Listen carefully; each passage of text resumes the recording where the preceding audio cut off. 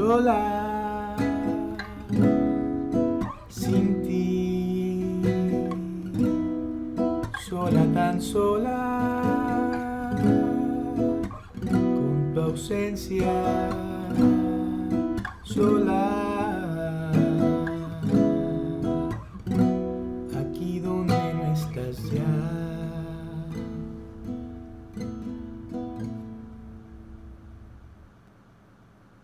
Un día saliste por las escaleras y de regreso me encontré con tu ausencia.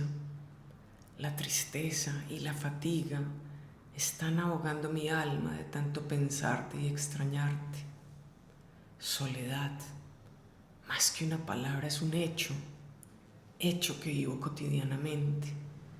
Cuando no te veo en las mañanas, cuando te sirvo un café que no te tomarás, cuando mi piel no se encuentra con tu piel. Los protocolos que se supone salvan vidas acabaron con la mía, porque no pude verte por última vez, no pude tocarte y acompañarte en tu partida, y eso me carcome el alma.